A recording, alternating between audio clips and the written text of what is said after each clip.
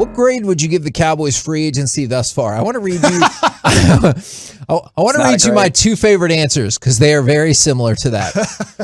For the 903, the hell kind of topic is this? Their grade is a super F. In fact, if I could give them a Z, I would. That's how bad it is. And from another 903, Animal House style, 0.0. Now, they made clearly their best move of free agency yesterday as they brought back Brian Anger, 3 years, $9 million. I know it's weird to pay a punter, but he was the second best punter in the league. You also didn't realize that the Cowboys are re-signing defensive tackle Carlos Watkins on a one-year deal? Watkins, we got Los back, baby. I did not at the table. Realize that. That's right. And if now that changes your grade, doesn't it? Maybe not that one Anger as much. starts with an A. 0.01 is okay. Watkins starts with a W. Now what's the median of A and W? Root beer. And thank you. Is for people that were asking about Bobby Wagner, there were multiple reports that came out yesterday that said, quote, no momentum exists between the Cowboys and Bobby Wagner, is that it is considered unlikely and a long shot. So that's still a shot. I am kind of curious on your thoughts because if you didn't hear Choppy around 6:30 this morning, going off on the Cowboys for signing the punter.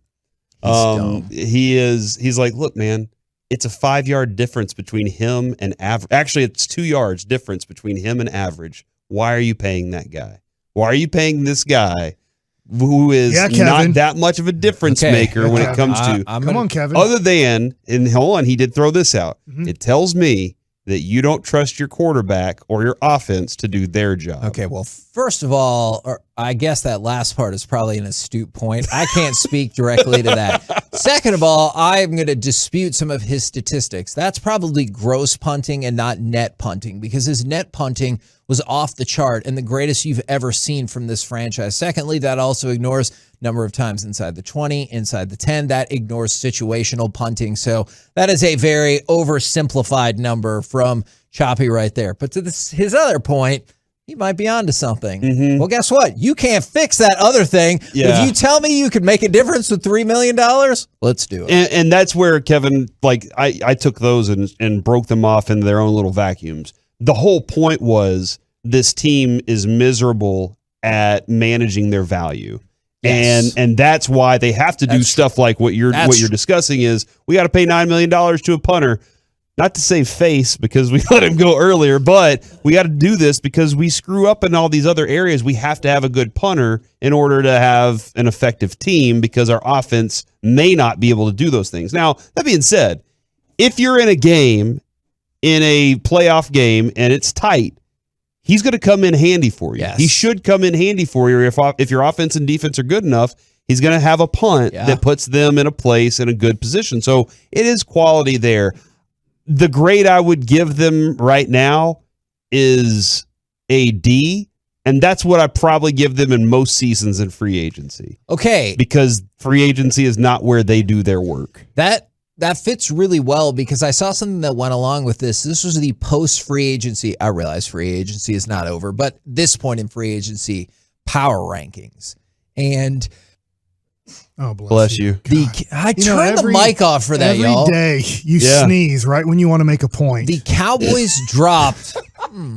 The Cowboys dropped from 7th to 12th just off of free agency. That is a ginormous drop. And so they have fallen. People don't like what they've done in free agency. This is the first time I believe in the history of being a Cowboys fan that I've heard the Cowboys fan not that mad at Jerry Jones. Now the hate is going towards Stephen Jones. It's a generational switch. Stephen's never handled hate before. Stephen's always been, excuse me for saying this, he's always been the son that's the secondary guy. He's never been the primary person to ever take on any type of responsibility from the Cowboys fan base. It's always been, damn it, Jerry, what are you doing? Now it seems like this offseason for the last 3 to 4 weeks, it's Catboy Steven, you're ruining everything. Mm-hmm. At least that's the way it feels to me. Maybe I'm Yeah. wrong. And How's Steven going to handle this pressure? Dawson's approach to that's pretty interesting too, in that Jerry's a wildcatter.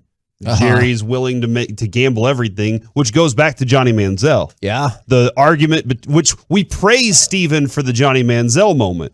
Jerry, you finally listen to somebody out there. Steven has been getting praise his whole life from being the secondary guy. Steven's afraid to lose everything that Jerry's gambled to get.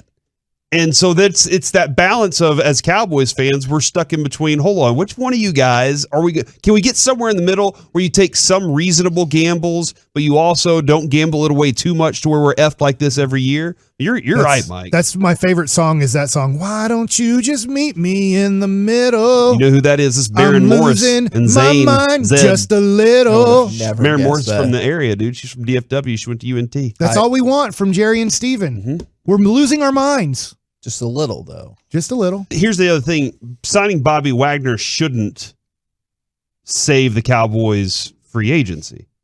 That shouldn't be them adding one player and being like, all right, look, we did it. That shouldn't be something, but how many fans will be like, all right, finally they made a move. Who are the free agents that they've lost that you're upset about? I am upset about losing Randy. Okay. I don't like the fact that you were working. Now, I know that's a weird situation.